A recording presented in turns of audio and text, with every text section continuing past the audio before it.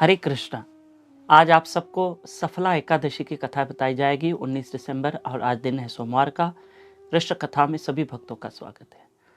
प्रिय बंधुओं, आइए आज की कथा पहले ध्यान से सुनते हैं। महाराज युधिष्ठिर ने कहा, भगवान श्री कृष्ण से पूछा, हे प्रभु, पौष मास चल रहा है, कृष्ण पक्ष की एकादशी का नाम क्या है, इसकी विधि क्या है और इसकी कथा क्या है। 3 बातें पूछी। भगवान श्री कृष्ण ने कहा कि आज की एकादशी का नाम सफला एकादशी है। एक और इसकी विधि यह है कि आज पूरा दिन भजन, नाम सिमरन और रात्रि में जागरण जरूर करना है। जागरण का मतलब कीर्तन भजन करना। तत्पश्चात आज की कथा इस प्रकार है और आज की कथा में रात्रि के जागरण करने का बड़ा महत्व है और बहुत भजन कीजिएगा। हरे कृष्ण कृष्ण कृष्ण हरे हरे, हरे राम राम राम हरे हरे। भगवान श्री कृष्ण कथा बता रहे हैं कि महेशमती नगर में चंपावती नामक एक प्रसिद्ध नगरी थी।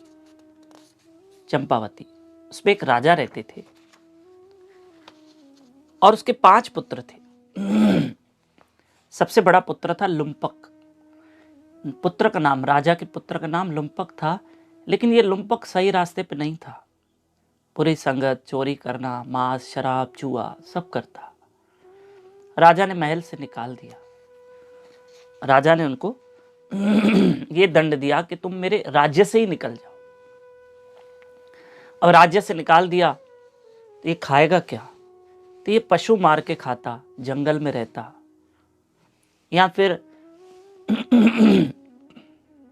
फल फूल तोड़ के खा लेता, चोरियां करता, जैसे तैसे गुजरान करता। एक दिन पकड़ा भी गया, पर सैनिकों ने छोड़ दिया कि राजा का बेटा है, छोड़ दो। पर ये अपनी जो काम करता था, चोरी वोरी, वो सब करने लगा। आगे कथा ध्यान से सुनना, उसको समझना। एक दिन कर्म संयोग से ये सफला एकादशी आई। एक दिन पहले यानी दशमी के दिन एक पीपल के पेड़ के नीचे बैठा था और उसने फल थोड़े तोड़ के खाए थे। रात्रि में ठंड के कारण जागना पड़ा और दूसरे दिन सफला एकादशी थी और उसने एकादशी में ठंड के कारण उसका शरीर सुकड़ गया।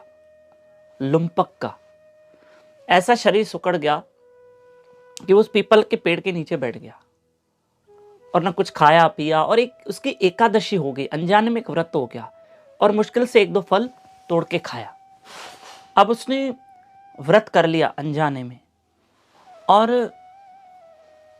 व्रत करने के बाद वो पूरा दिन भूखा रहा, ज़्यादा कुछ तो ग्रहण किया नहीं, और साथ साथ ये भी हुआ कि वो पूरी रात जागा क्योंकि भूख के मारे उसको नींद नहीं आ रही है और शरीर ठंड में कांप रहा था।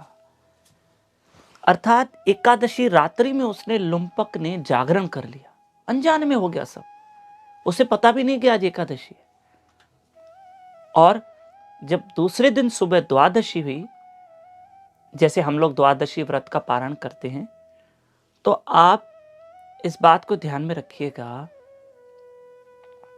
कि लुम्पक के आंख में आंसू आ गए, उसका अंदर का विवेक जाग गया, और जिस पीपल के पेड़ के नीचे बैठा था वो रो रो के भगवान से माफिया क्षमा याचना कर रहा था। प्रभु मुझे क्षमा कर दो, क्षमा कर दो, मैंने बहुत गलतियां की है, मैंने बहुत अपराध किए हैं।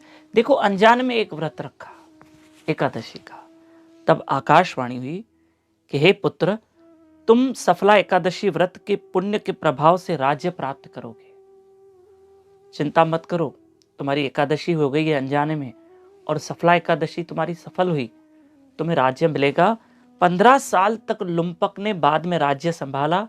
फिर पुत्र को राजपाट देके वो वन में चला गया लुम्पक, और फिर भजन कीर्तन करते करते अपना शरीर त्याग दिया और भगवान के धाम में चला गया। जीवन भर अपराध करने वाला लुम्पक, जिसने एकादशी की और कृष्ण को याद किया, वो अपने समस्त अपराधों से मुक्त हुआ। आप मेरे साथ कल सुबह द्वादशी के दिन ब्रह्म मुहूर्त में सुबह 5 से 6 बजे तक यूट्यूब चैनल दामोदर दास पे हम लाइव मिलेंगे, भजन करेंगे और हरि कथा सुनेंगे। कल द्वादशी के दिन। हरे कृष्ण।